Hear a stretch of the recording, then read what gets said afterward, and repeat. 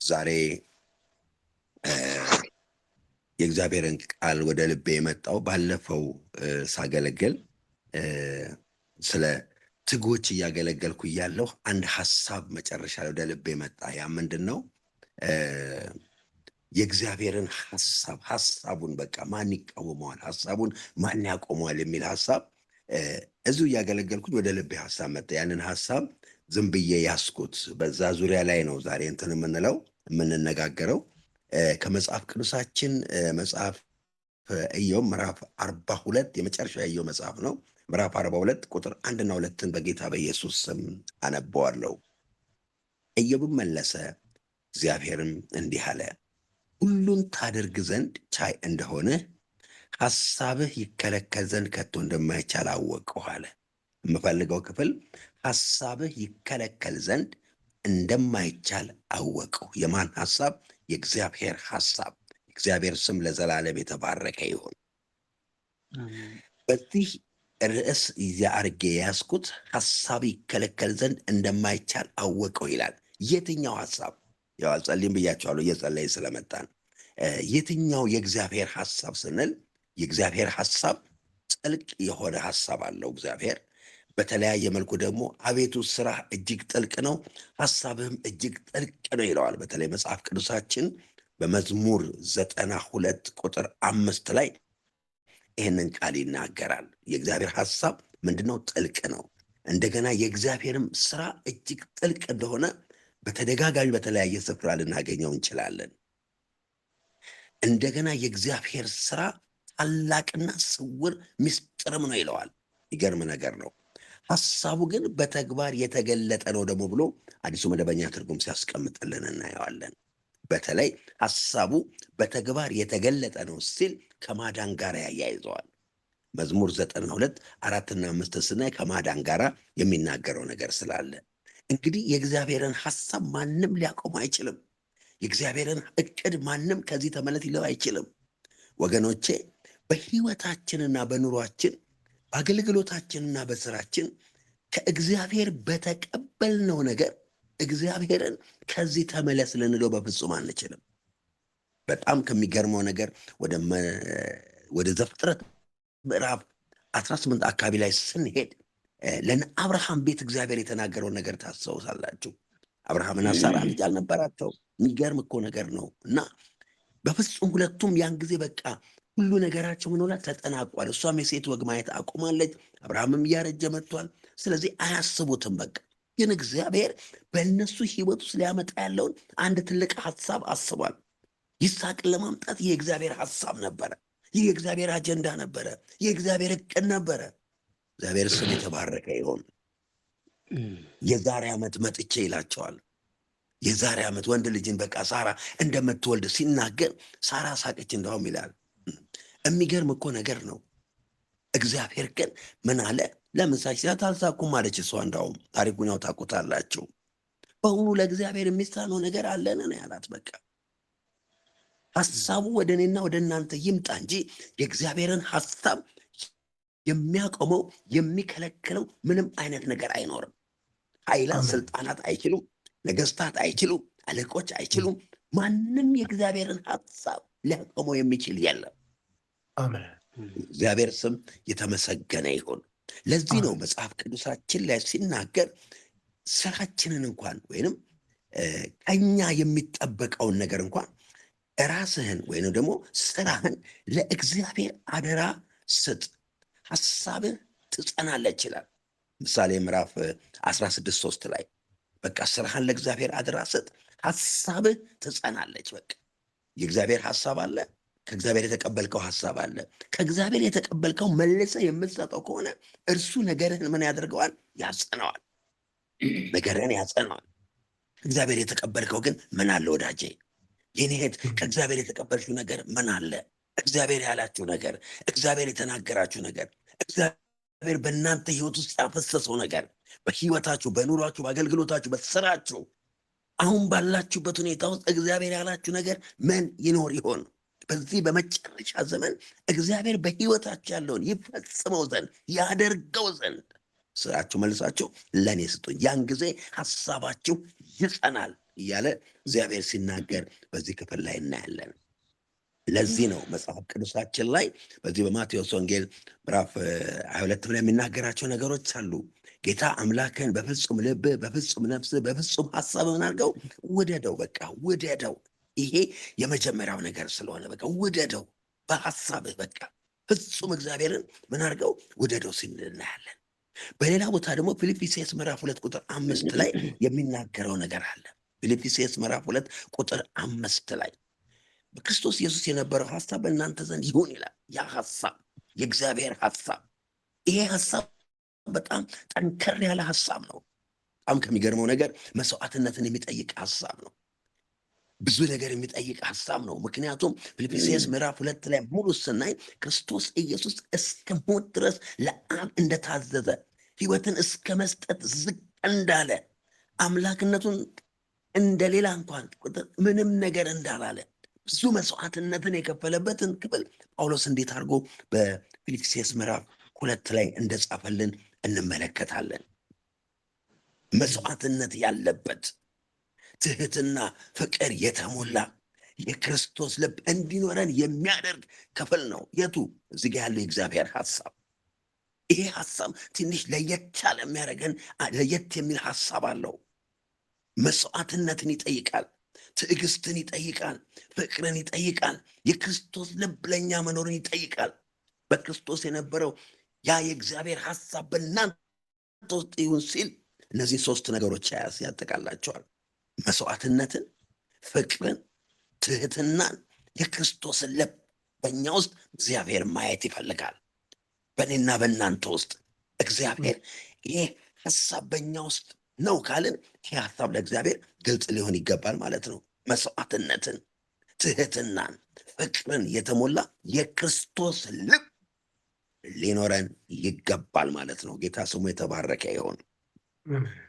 የእግዚአብሔር ሀሳብ ለእናንተ እና ለአንተ ለአንቺ ምን እንደሆነ መረዳት መቻል ያለብን ይመስለኛል።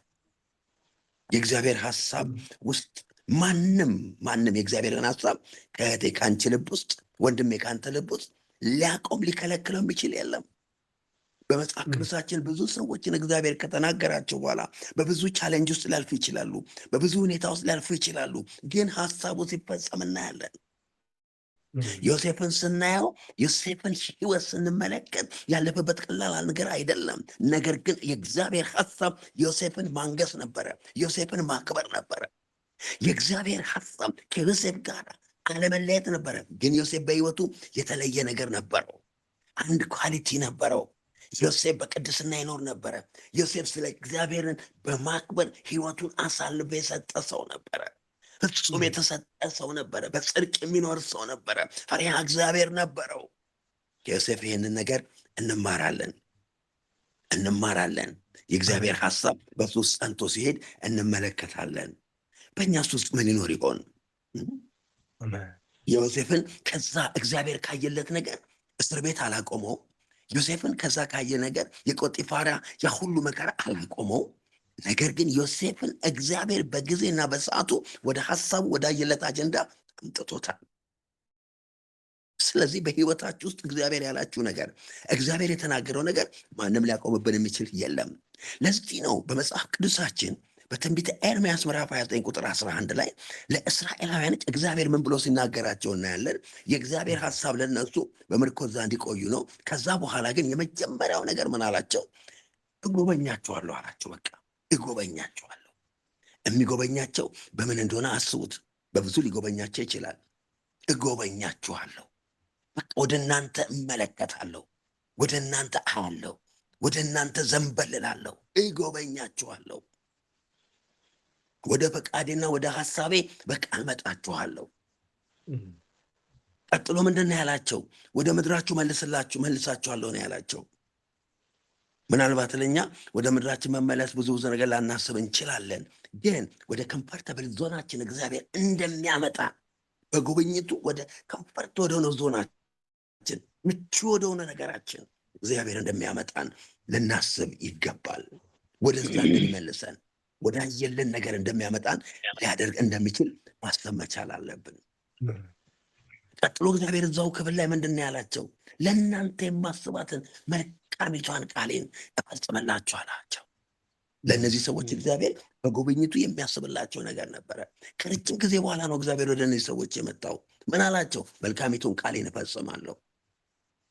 ለእናንተ የማስባትን ሀሳብ እኔ አውቃለሁ። መልካሚቷን ቃሌን አንደኛ እፈጽምላችኋለሁ፣ ሁለተኛ ለእናንተ የማስባትን ሀሳብ አውቃለሁ፣ ፍጻሜናን ተስፋ እሰጣችኋለሁ፣ እሱም የሰላም ሀሳብ ነው ብሎ ሲናገራቸው እናያለን። መልካሚቷን ቃሌን የሚለው ላይ አንደርላይን እንድታደርጉልኝ ይፈልጋለሁ። መልካሚቷን ቃሌን ሲል እግዚአብሔር ለእናንተ የተገባ የተስፋ ቃል ይኖር ይሆን ወገኖቼ? እግዚአብሔር የተናገራችሁ ነገር በእናንተ ውስጥ የሚመላለስ የሚወጣ የሚገባ ነገር ይኖር ይሆን? መቼ ነው እያላችሁ የምትጠብቁት ነገር ይኖር ይሆን? መቼ ነው ክብርህን የምናየው? መቼ ነው እንዲያልክ ነገር የሚሆነው ጌታ ሆይ እያላችሁ የእግዚአብሔርን ፊት ሌት ተቀን የምትጠኑ ደጅ የምትጠኑ ሰዎች ትኖሩ ይሆን? ንጉሥ ዳዊት ቆይቼ እግዚአብሔርን ደጅ ጠናው፣ እርሱም ዘንበል አለልኝ፣ ከረግረጭ ውስጥ አወጣኝ፣ በዓለትም ላይ አቆመኝ፣ አንደበቴን በምስጋና ሁሉ ሞላው ብሎ ሲናገር እናያለን። እኔና እናንተ በዚህ መልኩ የምንጠብቀው ነገር ይኖር ይሆን? ወደ ፍጻሜው እየመጣን ያለ ነው ወገኖቼ። ዘመኑም እያለቀ ነው ያለው። ትንቢቶች እየተፈጸሙ ነው ያሉት። የእግዚአብሔር የገባልን የተስፋ ቃል እንዲፈጸም ከቀድሞ ይልቅ ብርቱ የሆነ ትጋት ከኔና ከእናንተ ይጠበቃል። የእግዚአብሔር ሐሳብ ለእናንተ የማስባትን ሐሳብ አለ እኔ ያውቃለሁ። እውነት ነው። ከኔ በላይ ስለ እኔ እግዚአብሔር ያውቅልኛል። ስለ እኔ የማላውቀውን እግዚአብሔር ያውቃል። እህቴ ሆይ ስለ አንቺ የማታውቂውን እግዚአብሔር ያውቃል። ወንድሜ ስለ አንተ የማታውቀውን እግዚአብሔር ያውቃል። እኔና እናንተ እስከዚህ ሰዓት እናውቅ እንችላለን፣ ከዚህ በኋላ አናውቅም። እግዚአብሔር ግን ሁሉን ያውቃል። እግዚአብሔር ስም ለዘላለም የተባረከ ይሆን። ለዚህ ለዛ ለሚያውቀው እሱ እውቅና ለሰጠው ነገር ፍጻሜና ተስፋን እሰጣችኋለሁ፣ እሱም የሰላም ሐሳብ ነው ብሎ እግዚአብሔር ለእነዚህ ሰዎች በትንቢተ ኤርምያስ ምዕራፍ 29:11 ላይ ሲነግራቸው እንመለከታለን። ወገኖቼ ዛሬ እግዚአብሔር ምን እያለን ይሆን? እግዚአብሔር ምን እየተናገረን ይሆን? ምን ሊያሳስበን ፈልጎ ይሆን? ምን ሊናገረን ፈልጎ ይሆን? ምን አይነት የተስፋ ቃል በእና ልብ ውስጥ ይኖር ይሆን?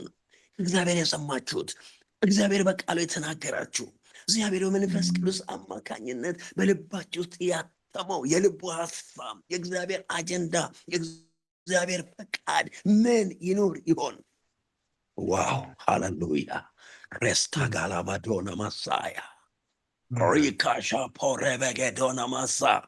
በጣም ይገርማችኋል። ስለ እናንተ እየጸለይኩኝ እያለሁ ስለዚህ ስለ ኤክሌሻ ለዚህ የኤክሌሻ የዓለም አቀፍ የጸሎት ህብረት እየጸለይኩ ሳለሁ በብዙ ወንዶችና ሴቶች ህይወት ውስጥ ትልልቅ የእግዚአብሔር ሐሳብ ያለባቸው ሰዎች እንዳሉ የጌታ መንፈስ ይነግረኝ ነበር። ትልልቅ አጀንዳ ያላቸው፣ ትልልቅ ጥማት ያላቸው፣ ትልልቅ ስራ ሊሰሩ የሚችሉ ትልልቅ አጀንዳ ይዘው አጀንዳቸውን ለማስፈጸም የእግዚአብሔርን ፊት የሚፈልጉ ሰዎች እንዳሉ በመካከላችሁ እግዚአብሔር ተናገረኝ። የጌታ ስም የተባረከ ይሆን። እግዚአብሔር እንዲህ አለኝ፣ ለእነዚህ ልጆቼ ዘመን መጥቷል አለኝ። ለእነዚህ ልጆቼ ጊዜው ነው አለኝ። ዋው! ክብር ለጌታ ይሆን። ጊዜው ነው፣ አሁን ወቅቱ ነው። የምትንቀሳቀሱበት ጊዜ ነው። የምትራመዱበት ጊዜ ነው። ጌታን አስቀድማችሁ የእሱን ፉት ስቴፕ በመከተል የምትወጡበት፣ ክብሩ የምታዩበት፣ አይናችሁ የሚገለጥበት፣ ውስጣችሁ በቃ እግዚአብሔርን የምትባርኩበት ጊዜ ላይ እንዳላችሁ የጌታ መንፈስ ይህንን በውስጥ ያፈሰሰው። ክብር ለእግዚአብሔር ይሆን። ዛሬ ምን ይሆን የምታስቡት? የእግዚአብሔር ሐሳብ ለእናንተ እንዲጸና ምን ይሆን ይዛችሁለት ለእግዚአብሔር የመጣችሁት? የእግዚአብሔር ሐሳብ በእናንተ ያጸናው ዘንድ፣ ሐሳቡን ያጸናው ዘንድ፣ ሐሳቤን በውስጣቸው ያጸናላቸው ዘንድ፣ ሐሳቤ ይጸና ዘንድ። ምድራዊ ነገር ላይሆን ይችላል፣ እናንተ ያሰባችሁት ላይሆን ይችላል። እግዚአብሔር ግን በእናንተ ውስጥ ያስቀመጠው የልቡን ሐሳብ ያጸናው ዘንድ እናንተን እግዚአብሔር ሐሳቡን በማጽናት ያስገርም ያስደንቃችሁ ዘንድ የእግዚአብሔር ጊዜ ወደ እናንተ ከመቼውም ይልቅ የፈጠነ የመጣ እንደሆነ ይህንን በግልጽነት ልነግራችሁ ወዳለሁ። ሐሳቡን ሊያጸና ዘንድ፣ ፈቃዱን ያጸና ዘንድ፣ የልቡን ሐሳብ በሕይወታችሁ ይገልጽ ዘንድ በየትኛውም ዳይሬክሽን በየትኛውም አቅጣጫ ልትሉ ትችላላችሁ።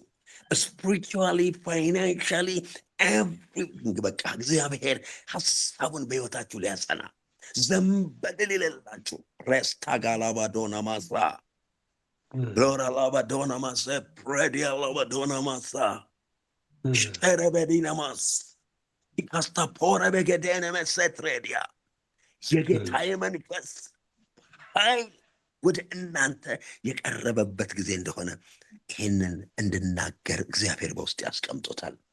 ሊያስጠነው ሐሳባችሁ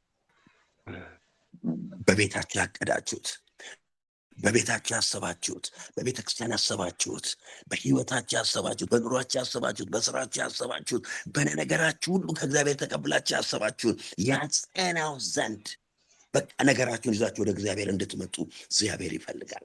ለዚህ ነው ክፍሉም ሲናገር በዚህ በምሳሌ ምዕራፍ 16:3 ላይ ከእግዚአብሔር የተቀበልነውን ስራ ለእግዚአብሔር አደራ እንድንሰጥ ነው የሚለን።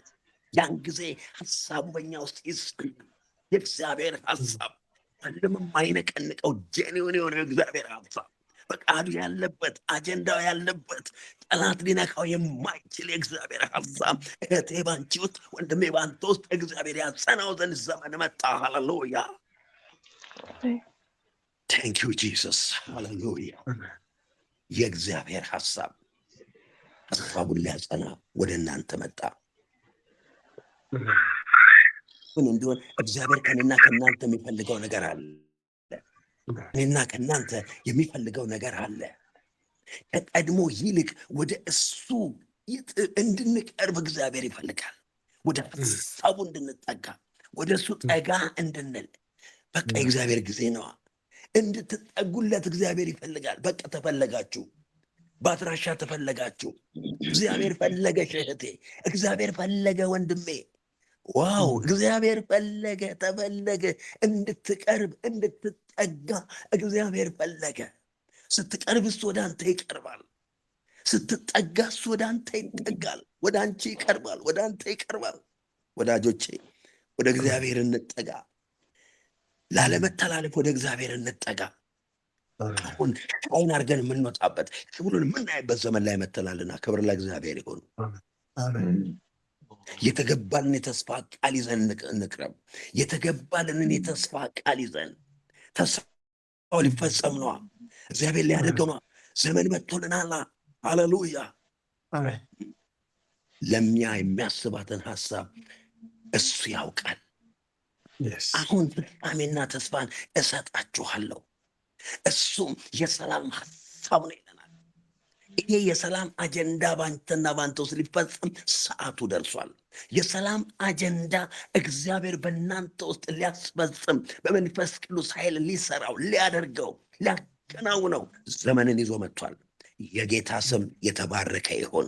ወገኖቼ ተጠግተን ከቀድሞ ይልቅ ወደ እግዚአብሔር በመቅረብ የልቡን ሐሳብና ፈቃድ በመረዳት እግዚአብሔር የገባልን የተስፋ ቃል የእግዚአብሔር ሐሳብ በእኛ ውስጥ እንዲፈጸም ሰዓቱ ደርሷልና ወደ እሱ መጠጋት እንድንችል የሰማይ አምላክ እግዚአብሔር ይርዳን።